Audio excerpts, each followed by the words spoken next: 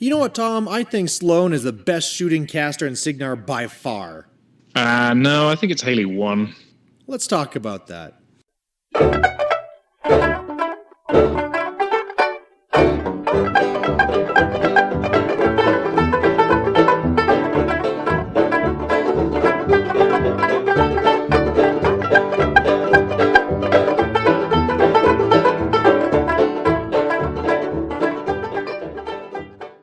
Hey everybody, welcome to Shoulda Boosted number 20. I have on a very special guest, Tom. How's it going? Yeah, it's going pretty well.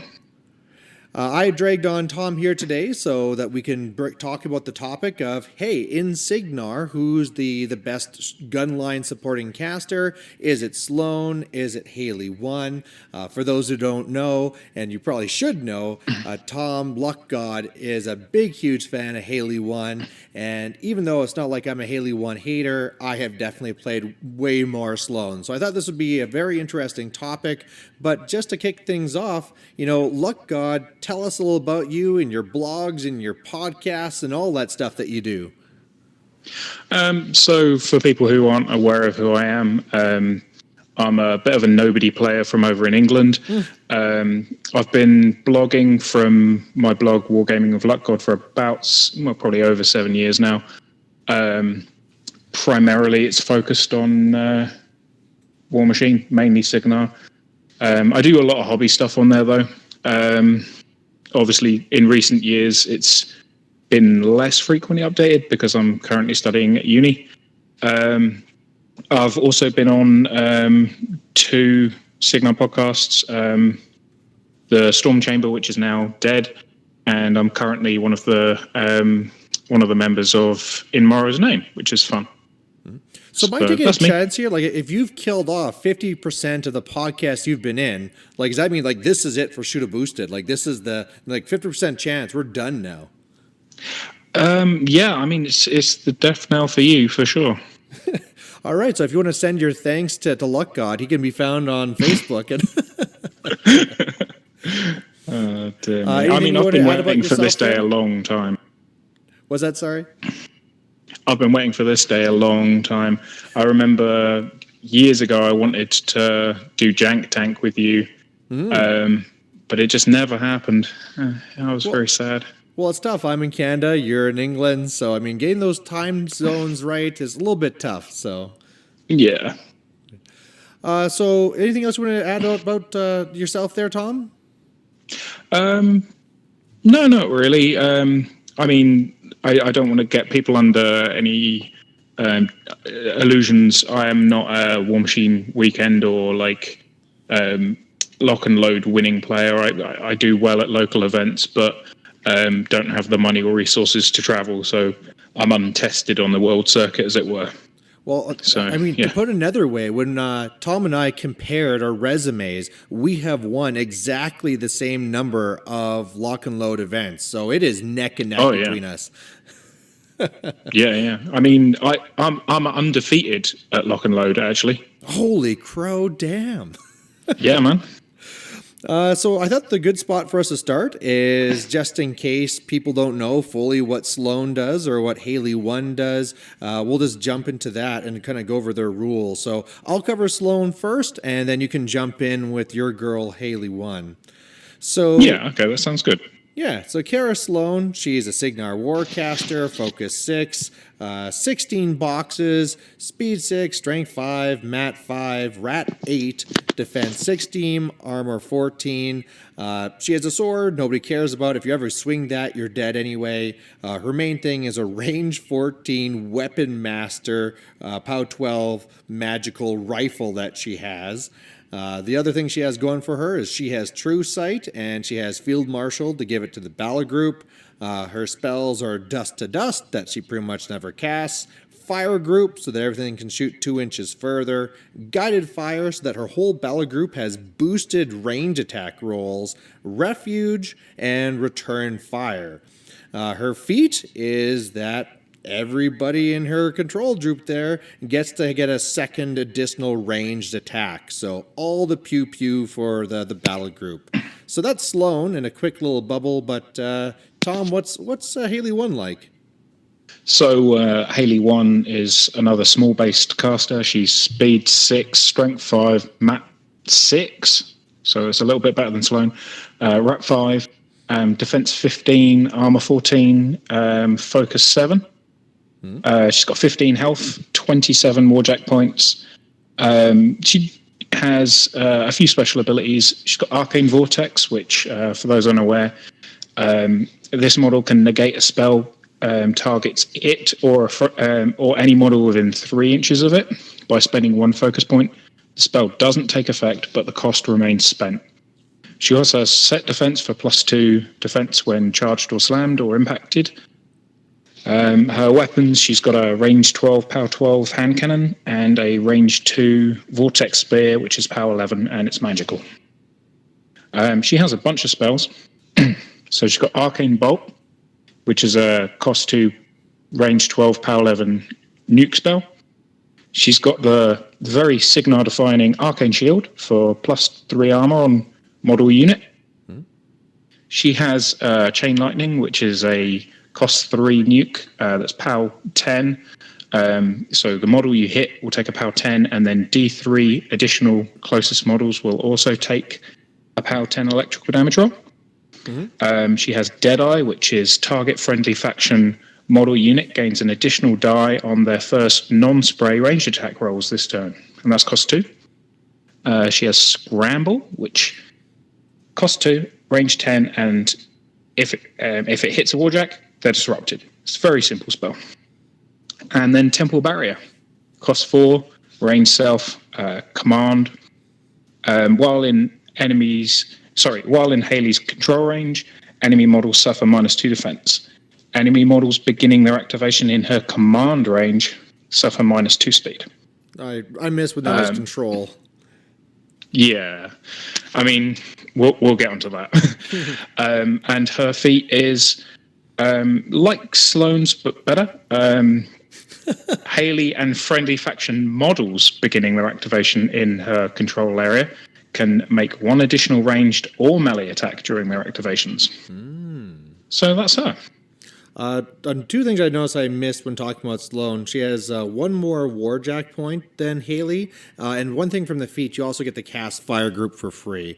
So as we get into this, one of the things I want to make clear is that we're not talking about Infernal Sloan, we're only talking about Cygnar Sloan, and the reason why we're not talking about some of the other ones like Siege 1, Kane 1, what other one you might think might be a good Cygnar warcaster for a gunline is because, well, Kara Sloan is currently the internet favorite. Haley1 is the most comparable. So I think, if you ever have a debate with the others, it'd be a completely different talk. By the way, these are also coming from questions that we had posted from when we asked what people want to know on Facebook, and we'll be capturing those in the end.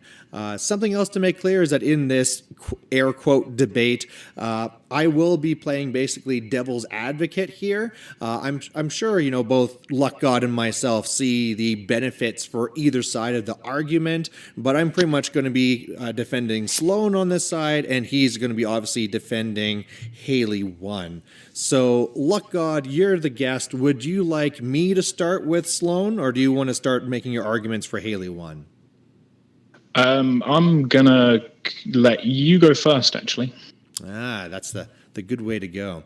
All right, so really, I'm going to be speaking what the internet probably already thinks and already knows, which is just the explosive power of Kara Sloan. The fact that you can load her up with hunters, or if you wish, you could be putting in fireflies, you could be putting in Minutemen, whatever you want, and then you just pop that feat and delete the world.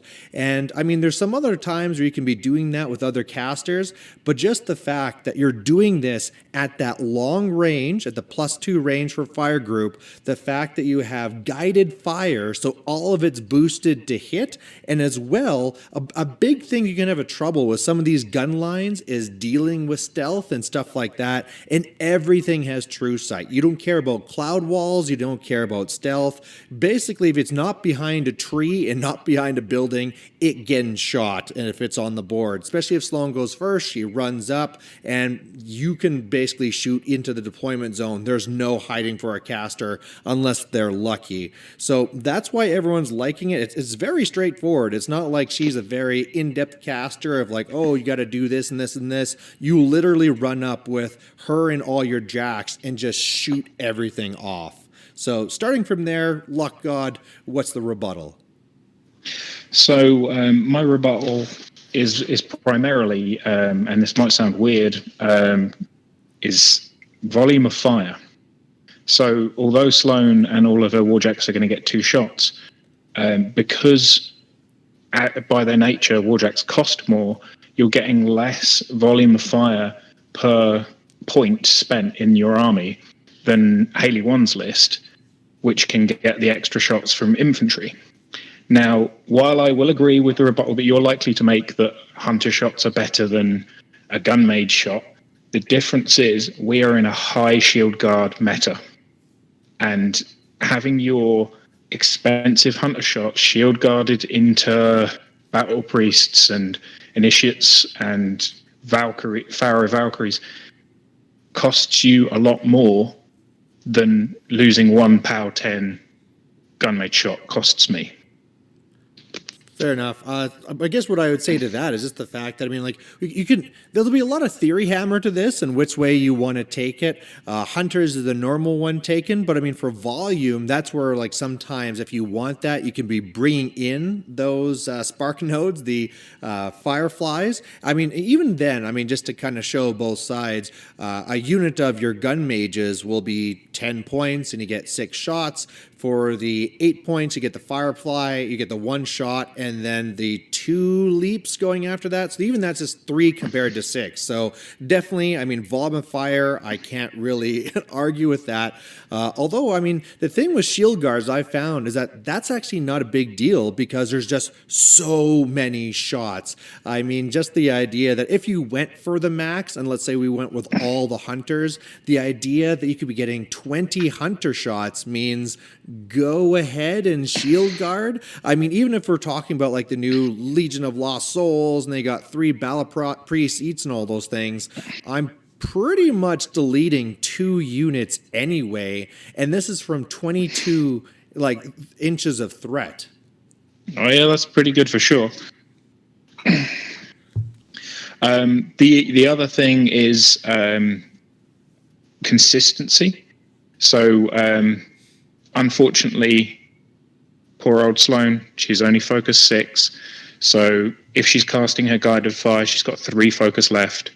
She probably wants 2 to 3 of that to boost her own damage rolls, which means she's not handing out anything to those hunters. So only a few of them are going to have focus to boost. And guess which ones are going to get shield guarded? Yep, the ones that you put extra focus on. Yeah, the good news is that, I mean, that's a little bit mitigated by the fact that you roll the hit and then they shield guard. So, I mean, even the ones that don't get extra, you know, they shield guard, then you just do the second one. But obviously that's where, like, you might double shield guard the ones that have 2 focus. That's what I meant, yeah. Yeah, absolutely. One of the things that maybe to make this very fair as we say this is just the fact that, yes, there's a reason why Infernal Sloan is seen as so much better in that you can have that extra focus and everything is boosted, and getting that extra focus on there, it can be massive for that damage swing. And so whereas, just to be clear for our listeners, for Sloan, it is only the battle group that's getting an extra shot. For Haley, it's for the whole entire army if there's friendly faction. And so that means you can take advantage of juniors and things like that. Yeah, and it can be pretty crazy. So let's try and get into some specifics for the points between them. Let's talk about their ability to actually hit. You know, we already talked about that when it comes to volume of fire, we got to concede the point to Haley because she's the one that can get a bajillion shots. But what do you think about the ability to actually hit? And really the differences here is the guided fire versus the feet and Deadeye and anything else you educate us with. Okay, so yeah, I'll go first on this one. So compared to Sloan, I think Haley1 has more accuracy buffs. If you really need it, she has Temporal Barrier to drop the enemy's defense by 2. And then she has Deadeye, which she can put out on units, which are the preferable targets to put it on. Cost 2. She can cast 3 of them if she needs. And that's 3 units that are all going to get 3 dice to hit each. So that just seems like more value, really. She can't do all that, though, right? She can't do Temporal Barrier and 3 Deadeyes? No, she can do Temporal Barrier and 1 Deadeye or 3 Deadeyes. Typically, just so people are aware, I've probably played a couple of 100 games with Haley1. My typical focus expenditure in a turn on spells is 2 Deadeyes. I don't tend to spend for Temporal Barrier. There are a couple of instances in which I would cast Temporal Barrier, and that is if you are going for an extremely high defense caster kill, or I've cast it quite a few times when Crix players have got their Stalker Light Warjacks that are stealthed in defense 15, and players in my local meta like to run them up into trenches and forests and clouds as far forward as they can, because they know that if I don't kill them, they will kill my caster. Mm-hmm. So quite often I've had a first turn, which is cast Temporal Barrier, cast Deadeye on a Gunmage Captain Adept, and have him flare it. So, yeah, that's when Temporal Barrier becomes very useful. Yeah, and I guess that is one thing to keep in mind, is the fact that it's not, I mean, if it was something where, let's say, it's Sloan in the Hunters versus Haley1 in Gun Mages, I mean, I just have to give it to Hunters, because to me, you know, you have the guided fire that means that all your Hunters get boosted to hit, whereas the Deadeye is only on a per unit basis, and she can only spread that out so far. And, you know, for Temporal Barrier, like I find this with like the super long range with Sloan, where your Hunters have 16-inch range, a lot of times you can even just aim. But the biggest thing is just the fact that in a list like that, you can be putting in things like those gun mage adepts that could be flaring. But I think what we have to be remembering is, whereas you might be doing that just from your regular list, I mean, when you're writing the Haley list, you might just be doing that with your requisition points. So I think in the olden days where you didn't have those, that was more of a factor. But I don't know if that's even really a thing anymore, because if you want, you could always just take Haley in that theme and then just take them anyway. I think on top of that, the fact that she is ignoring some of these things, like, you know, the stealth and the clouds, because I don't really know what other category we'd be putting there, though when it comes to making your force hit the enemy, I don't think how Haley1 can win this. But what do you think about that? Well, typically, this is just me personally, but I play Haley1 in Sons of the Tempest. Stealth and clouds are not an issue for me, because on the turn I need it, I have 4 Gunmage Captain Adept shots that are able to flare to remove stealth. And I have the Black 13th and the 2 Gunmage Captain Adepts that all have True Sight. I've got Precision Sight and Strike on the 2 Riflemen, but that's not really that big a deal. And the 2 on-foot units of Gun Mages both can mini-feat for True Sight as well. So it doesn't usually... Stealth isn't really a problem, neither are clouds. Okay, well, that's fair enough, yeah. All right, well, okay, well, this one's about even. I would argue it's maybe a bit on Sloan's side, but it's not the big disparity like we saw with the potential volume fire that we could be putting out. So I think the next thing, after we've talked about how many shots you have, how accurate they are, the next thing is going to be how much damage can you do. And so maybe this is where Sloan comes in with just all the Hunters and blast away. And again, I don't know if there's really much more I can say when it comes down to that. You know, if you're wanting to punch armor, that's what Hunters do. But what are the Haley tricks to kind of make up for that? So while I would utterly concede that Sloan can and does delete heavies and armor at range, and the Haley1 list that I use cannot, there there is basically the Haley1 list that I play plays a bit more of a long game, and because of Pistolier, which gives gun mages an additional dice damage, boosted damage in melee, and crit brutal, which if they crit with Deadeye, it's quite likely they get an additional die, so they can become up to 4 dice damage in melee. I play the Haley1 list for damaging high armor as more of a catcher's mitt. So where an enemy that rushes you and engages a bunch of your hunters, suddenly you're losing value, you're losing the ability to put out those decent gunshots. If the enemy runs into me, they're doing me a favor.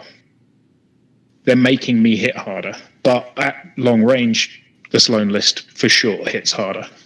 Yeah, that was hilarious. The Haley list is offset by the control effects.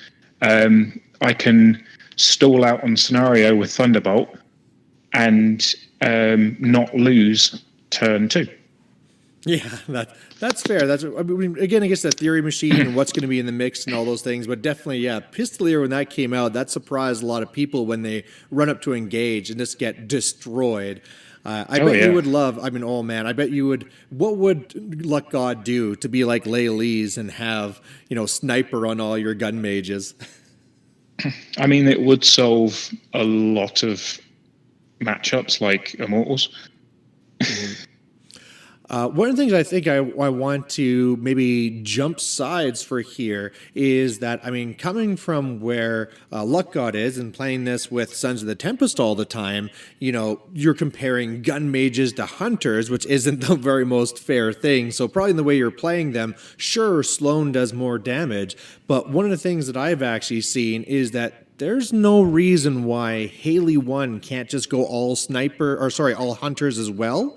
And so then the really difference comes in the amount of focus you can actually allocate. And the fact that Haley1 has more focus to give out, and also juniors that those hunters could be on to actually be feeding them, does way more than the fact that, she has a handgun compared to Sloan's sniper weapon master rifle. So, I want to make sure I'm going to surprise people. I'm going to surprise people here, and I'm going to fight against Haley1 here and say that if you're running all warjacks, Sloan is the better because she has Field Marshal True Sight, and if you're running all hunters with Haley1, you're missing out on that, and that's a huge part of running a warjack gunline.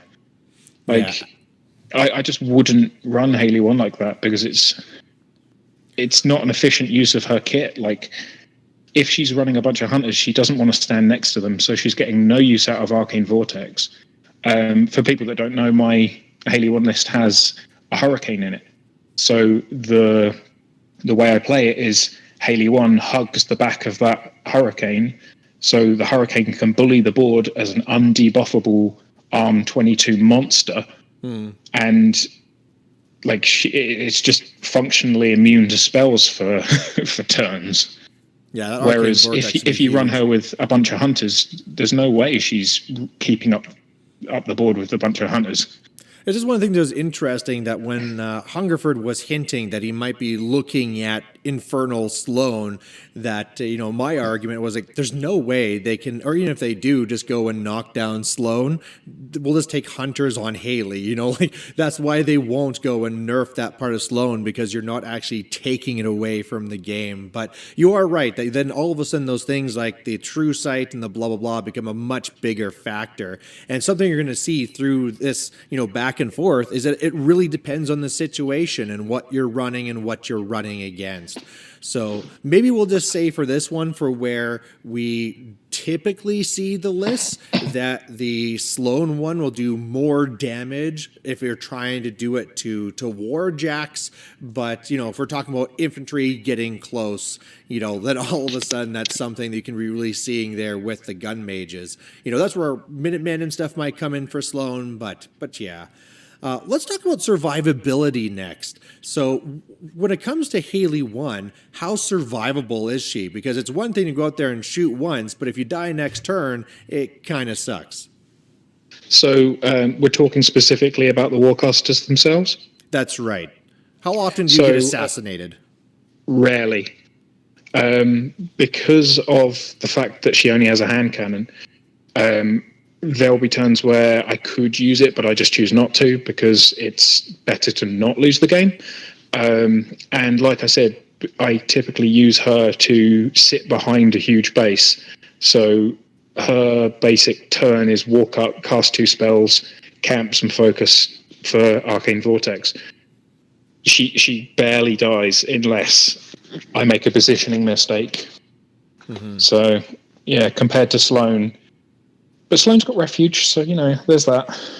Yeah, when it comes to the survivability of Sloan, I think it really comes down to the expertise of the user, because what I find is a lot of new Sloan players, they run up, they want to use that gun, they shoot, they do so much damage that the opponent is like, well, crap, I got to go for the assassination now, and then it's a lot easier to kill Sloan than do anything else, and so that's where their losses come from, is usually either from scenario, if they're not in there, or it's Sloan getting killed, whereas the better ones have refuge and they realize I don't really need to take the shot, and even if I do, I can shoot and I can go behind a building or something like that, or even just behind my own jack walls. Do you think that comes in though? Because I mean, like, refuging behind a building is really the same as staying behind a building if you're Haley1, but do you think that actually the survivability is affected by the army choices, in that Sloan will naturally have an armored wall of jacks in front of her, whereas Haley will just have some, armor 11 infantry? No, not really, because Sloan's army's not immune to knockdown. They're, not immune to pushes and pulls, whereas my Haley1 build, she's sat behind a huge base. Unless they've got like one of those really rare effects, like I think one of the Severus has got it, where they can see through anything. The enemy typically can't get line of sight to her. So unless Sloan's got a decent piece of terrain to keep refuging behind, it becomes very terrain dependent, I feel. Well, she can always refuge behind her jacks as well. Yeah, but her Sloan's jacks are all medium based, so they can be knocked, slammed, thrown. Oh yeah, for sure. Yeah, I mean, I'll be honest with you. Like, if the Sloan player is going for, say, instead of walking further forward to shoot a heavy, say they walk not as far forward to shoot like a command attachment in a unit instead. It's not as much value points wise, but it's it's like a guaranteed kill, and you're getting less points value out of her shot, but you're staying safer. Mm-hmm. If you're making those kind of choices, I think Sloan's very survivable.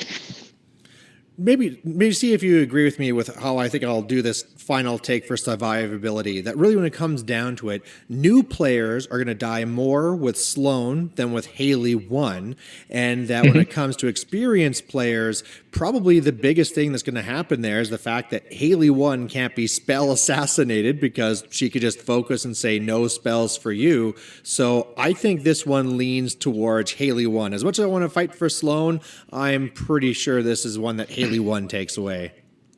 Oh yeah, I mean, like, if you take the classic Crix Denegra 1 matchup, right? Until all their arc nodes are dead, Haley just camps, what is it, like 3 focus and she can't be killed? Yeah, Agathon's never killing you, ever. No, Agathon could. Because he can cast more spells than she has focus to cancel the bloody things. Okay, fair. I think what saves you there in that matchup is line of sight, because of the hurricane being in the way, and the fact that gun mages can just delete the foreboders. Mm-hmm. Let's go through our win conditions now. So which one, and I think this might be the easy one to do, which one has the best shot at winning scenario and or not losing on scenario? Haley1.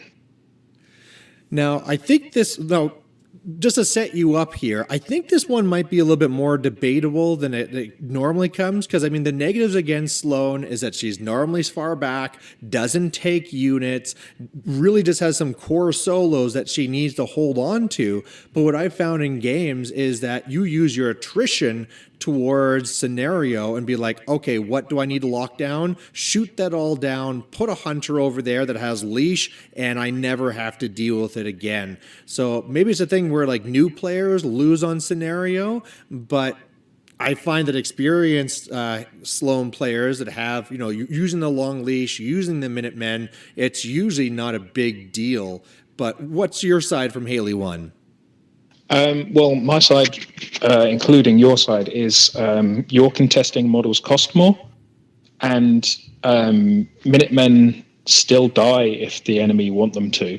So if you're sending a 9-point warjack to contest, and I'm sending a 1.6 cost gunmage to contest, the opponent's going to kill them no matter what, because if they want them dead, they'll kill them. Now, here's another thing I was wondering, like, how far forward do you play? Like, do you find that you stay as far back as Sloan does to usually try and just stay at the max range, or do you get in there? I get in there. Typically, the Hurricane will hang back, the solos will hang back, and then the units of gun mages I kind of range in lines. So a unit of 7, I'll have 2 very far forward, 2 fairly middle-ish, and then 3 hanging back. So the unit doesn't sit in a clump. They're staggered. Mm. And then when I need them to, say turn 2 when I need to contest, the way I run it is I like to go second, and a lot of people don't, but I do, because it means that I don't have to contest unless I know they want to score it. Mm-hmm. So if they have a flag on their side of the board, I only need to contest it if I can't kill or push the solo off.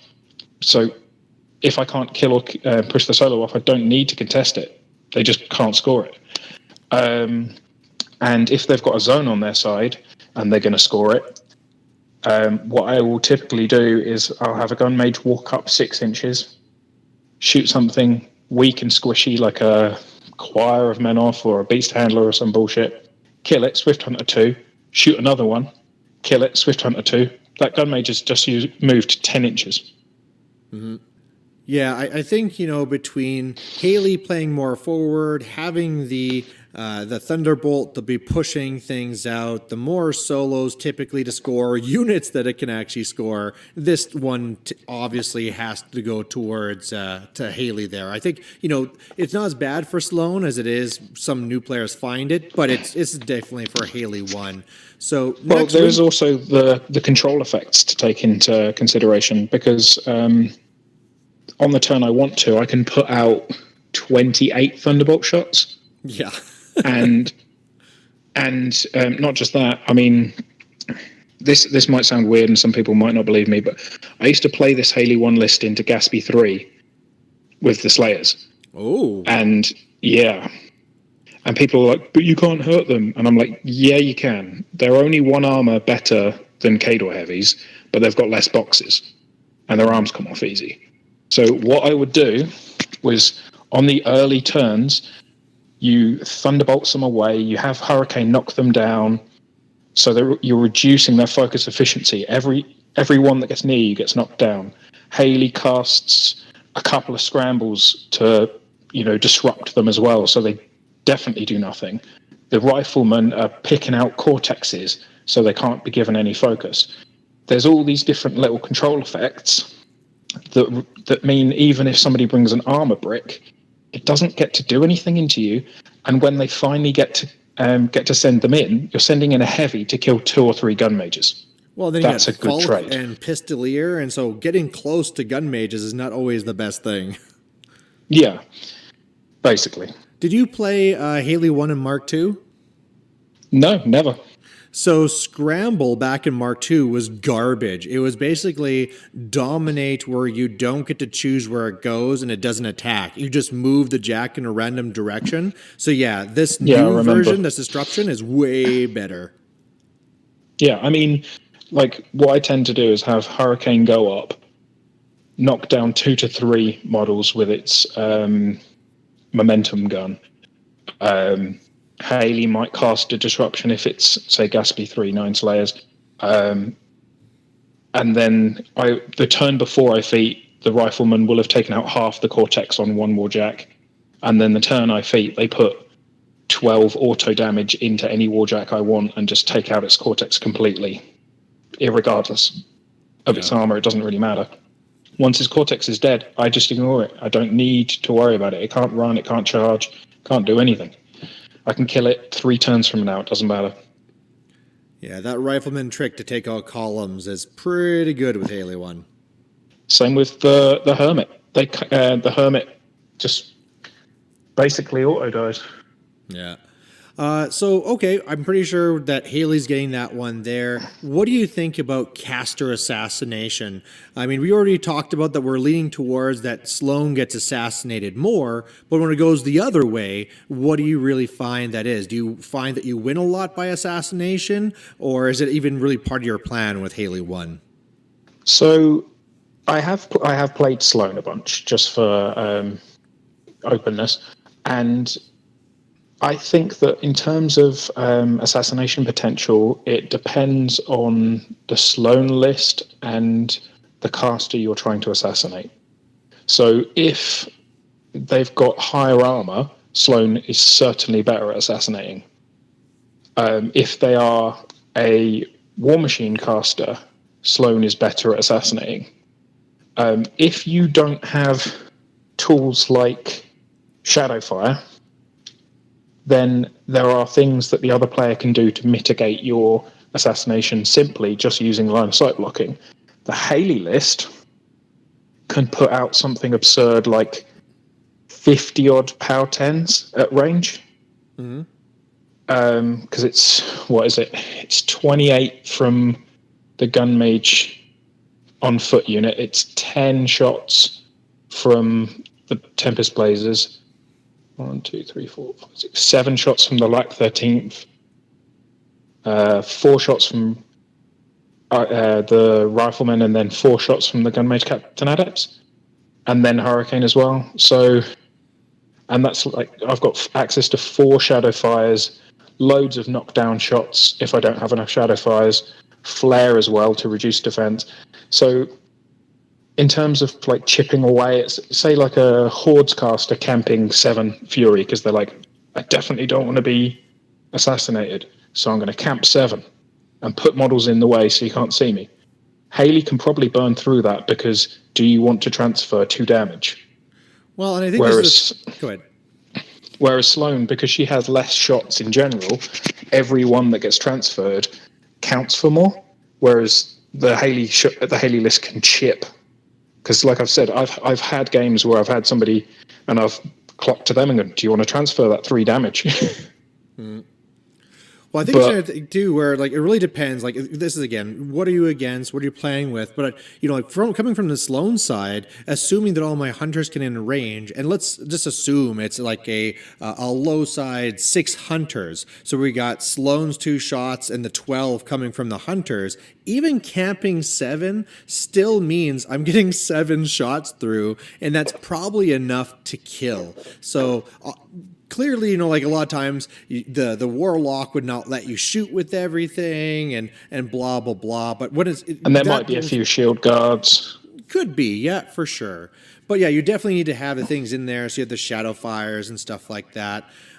Maybe this is a way to put this one here, that usually Sloan can assassinate faster, meaning in the early turns, and that Haley1 can assassinate warlocks more easier than it is for Sloan. So when it comes to like War Machine versus Hordes, you're going to be looking more at Haley. And then when it comes to, how soon you want this assassination, are you all in? We have to get this done right away. You want Sloan, but eventually Haley1 can get the job done. Is that how you're seeing it too? But let's put an example up, right? Sure. Dreamer. Okay. Dreamer, on the turn it matters, she'll be in the Artificer Deviation and she'll be in Incorporeal.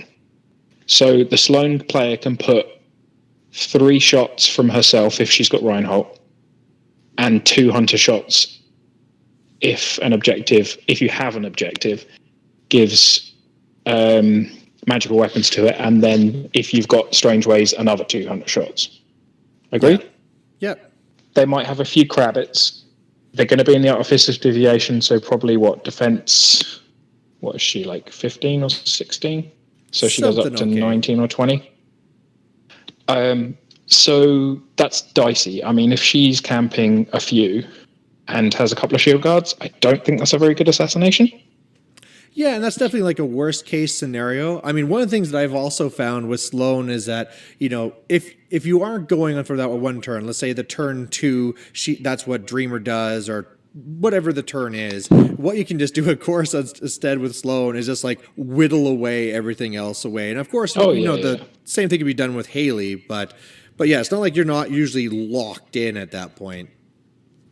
And the other fun thing about that Grimkin matchup is, say you're halfway through your assassination, you've done quite a decent chunk of damage to her. All of a sudden, she shield guards that hunter shot, kills a crabbit, sacrifice, she heals back up. Yeah.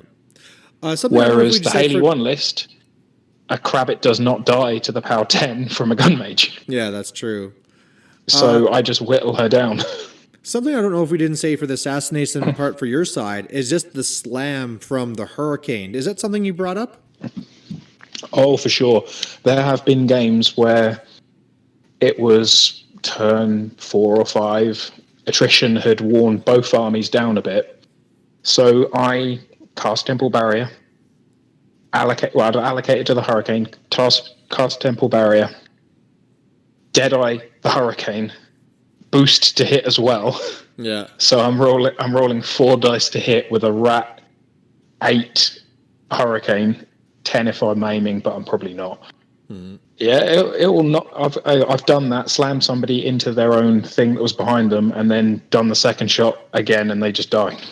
Yeah, because that's always an awkward thing when you have lots of shots. You want your target to be knocked down, but if the gun mages go a Thunderbolt fishing for it, then they're pushing their target further away, and sometimes you wreck your own assassination. So that first slam with the Hurricane is critical.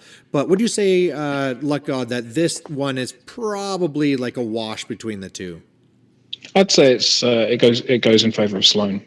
Oh, okay. I just wanted to give Haley1 her due that she can do it. Yeah. And of course, in the back of my mind, I'm always thinking about the Haley with the hunters too, but you're right, with the regular build. But how about this one? So, for win conditions, we have scenario, we have assassination, but there's also the clock, and that's a real problem for Haley1. It certainly is. I would, because I've played a lot of games with my particular Haley1 build, and when I've had slower months where I haven't played as much, clock becomes a real factor. It's you could pick up Sloan after not playing her for a year, and as long as you're not sleep deprived, you're probably not going to clock yourself because you've got 20 models max. But the Haley1 list, you have to practice with it a lot to get down your order of activations of which are the better things to activate first. Where you want all your different shots to go because you're putting out 50 odd shots on feet turn. Yeah, clock is a big loss condition for that Haley1 list.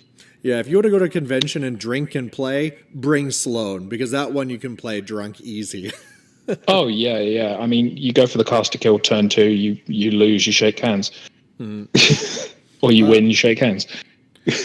So I think the best place to go to this after is to the questions, and if I was smart, I would have had to load it up, but I don't. But I remember one of them was asking which one can handle it better when the opponent actually gets to you. So what do you want to say about Haley1 with that? Well, we've kind of covered it a little bit already. I would say Haley1 handles it better because every hunter that's engaged, you're losing 10 points of value. Whereas if we're talking just run to engage, right? Yeah, something's gotten to you. Yeah.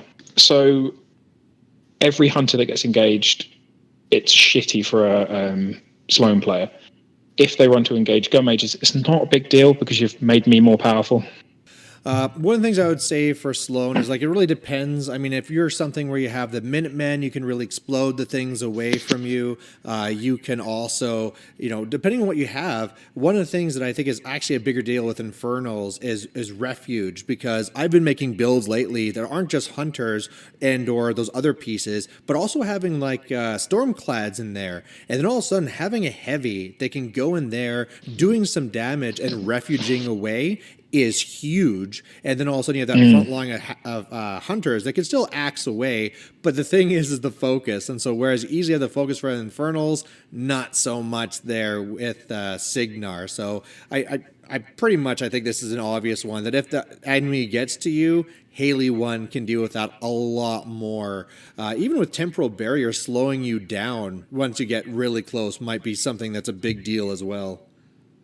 The only time I've ever seen the speed debuff even become slightly an issue is like a turn 6 or 7 when both armies have got basically no models left and the Haley1 player uses Temporal Barrier to stop a model from running to contest.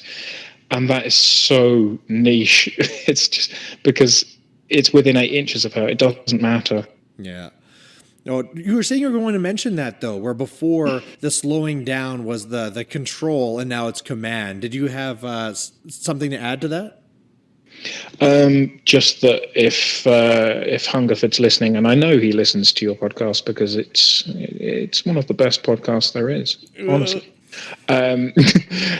Please either make it cost 3, as it is currently, or perhaps increase her command from 8 to 12, or just remove the speed debuff thing altogether and make it cost 3, because at the minute it's not a cost 4 spell. It's a bit pooey. Well, yeah, I mean, I think this is really suffering from Mark II again, where they went too far, when it used to be control, and then everything was just coming at you half speed while you're shooting it up. And this is also in a time where you couldn't shake blind. So, you just put a pod by 2 of their heavies, you would blind them both. And so now they're going up like 2 inches where you just keep on ripping into them. And that's not even a feat, it's just a spell. So, but I think they went too far with it. One of the questions said, like, with Rask shutting down your shooting, I think that really just falls into things getting into you. But how do you find that with, like a Rask or Cold Grima type feat that shuts you down? It's not particularly great. It kind of brings me back to me having slightly cheaper models to contest with to stall out that time lock feat. So whereas you'd have to commit like a Minuteman to not lose on scenario the turn they feat, I can just use a couple of gun mages and it's not as impactful. But it's a tricky one. I mean, that kind of thing affects both of Sloan and Haley1, but personally I feel it affects Haley1 slightly less. Yeah, it turns out that when we're talking about gun lines, and this is a feat that shuts down gun lines, it's just bad for both. So you're probably better at contesting. We can go and hack with our axes a little bit better, but it's not good for anyone. Here's one. It's saying, which gun line do you feel has more flexibility into more matchups? Which one suffers into more matchups? So, just like in your regular tournament, are you finding that is Haley1 your primary list? Does it handle 90% of matchups, or does it have to be your backup list? I use it as my primary list. This might be because it's my most practiced list, but in general, I find that I can play it into almost anything. The things that I can't play it into are like mass AoE spam, and I'm talking like they have to have a lot and they have to outrange the gun mages. I don't like playing it into dwarf jack armies because you can't push them. I have played it into Man of War and it's playable. I've played it into Old Witch 2 and 3 and it's playable. I win those games most of the time because I know the matchup better. Because it turns out -5 range doesn't matter if you're not in her control area. Yeah, for sure. Especially when I do most of my damage when I'm within half an inch to 2 inch anyway, so I don't really care if I can't shoot at full range. Yeah, and I think the same things for Sloan. Like, you can definitely go into a tournament where Sloan is your number one, and I mean, for either, you're going to be dodging the same things, right? But I mean, then again, when I say that, maybe you have less dodges than Sloan, because I was going to say things like Cricks with all their carapace, but like you were saying, you can actually deal with that a little bit more interestingly by knocking things down, disrupting them. So it could be you could actually run Haley1 into more things. But then again, I'd also think that in affecting that, I'm missing the word, but in the whole list pairing process, they might dodge Sloan more because they're going to be more fearful of the assassination than with Haley, but that's maybe just like a dark horse thing. Next question here is, how about with long gunners? Have you done, I mean, obviously the answer is Haley1, but have you ever tried that? I have. I didn't like it.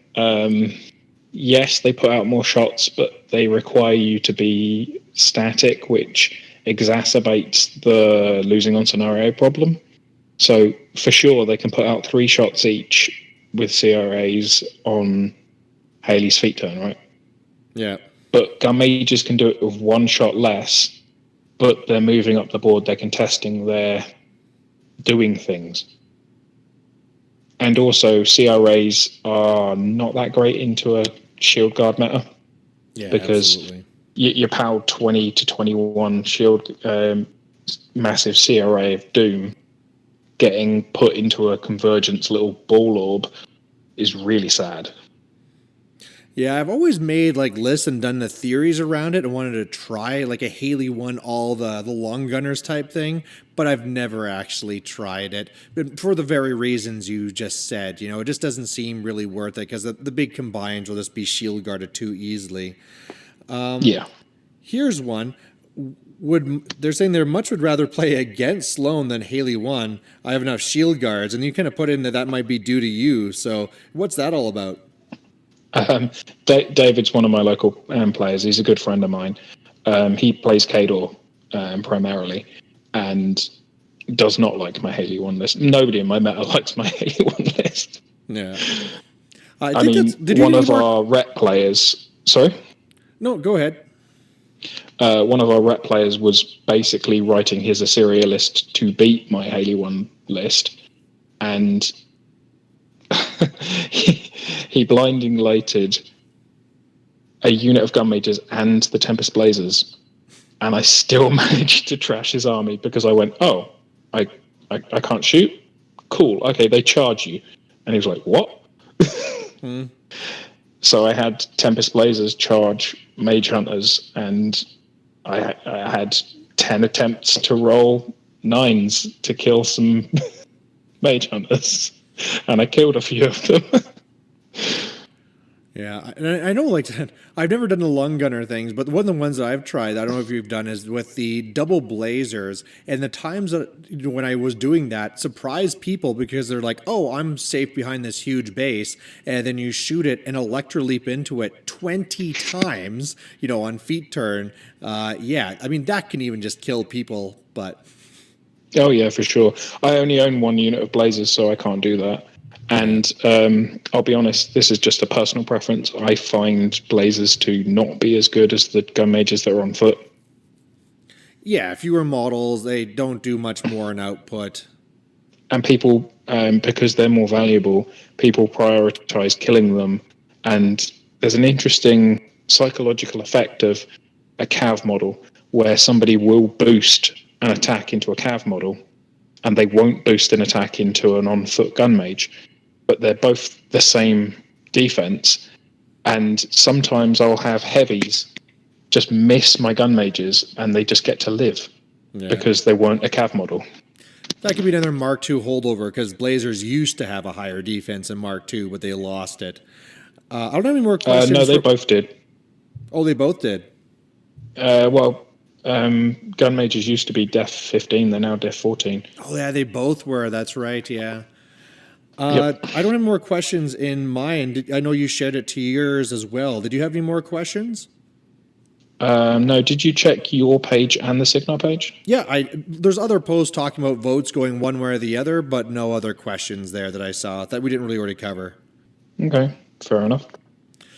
So I guess if there is nothing else with that, I mean, as the viewers, it's going to be up to you. You're going to decide which way you want to go. I mean, obviously the Sloan side is well out there. Sloan is all over the meta, even though it's more so with the Infernals. But maybe just to leave you with the closing words, Luckgod, why would you be telling someone to really be thinking about Haley1 instead of Sloan? I wouldn't. I don't want any of you to play Haley1. I want her to remain a dark horse so I can win with her. That's not what I was hoping for, but I get what you're saying. Sorry. That's it? You're not going to give the real answer? Oh, right. Okay, sure. Haley1 is a harder caster to master, but she's very rewarding and fun. Just the sheer amount of shenanigans you can get up to in a turn when you're doing that many attacks, all with shot types, it can cause some real headaches for your opponent, especially when they say, okay, so what's your max threat range? And you say, 25. And they say, what? And you say, yeah, it's 25. These gun majors can threat 25. Yeah. Did you even know they threatened 25? I didn't know. I mean, No. you could go and I don't know how that gets there. How do you get to 25? So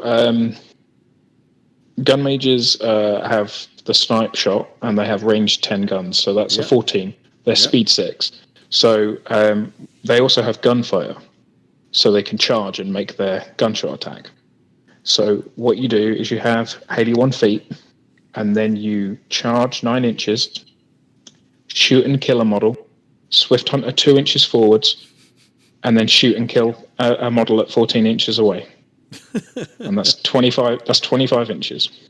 Technically, Ryan in the Black 13th can threat 27 inches because she has an extra shot on everyone else. Could do another Swift Hunter there. Yeah. Jeez. Yeah, I know. Definitely speaking to your interesting point, of how Haley1 is more rewarding. I mean, typically when I play Sloan and then decide to stop playing Sloan, it's not because she's losing, but man, it's always just a boring game to play. My opponent is all right. Like, you look over at your opponent and they're just exasperated. Like, why am I even bothering being at the table? And, even making lists, it's like add Sloan, add Hunter. Whereas when you're making Haley1, there's so many interesting things, like so many different ways you could take it. Like, you go Son of the Tempest, but you could be building it a lot of different ways. And when you play it on the table, it's dynamic, it's interesting. So I really would, just like you're saying, encourage people to give Haley1 a try, because she's a very interesting caster. And this is just an open offer. If people want to talk to me about the list and pick my brain, they can.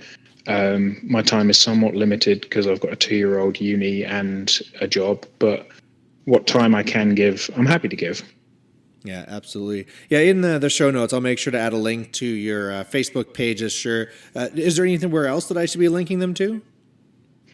I'd link them to In Morrow's Name because it's a good Cygnar podcast. It's fairly new, only on episode 7 or 8, so people might not be aware of it, but they probably are. Mm-hmm.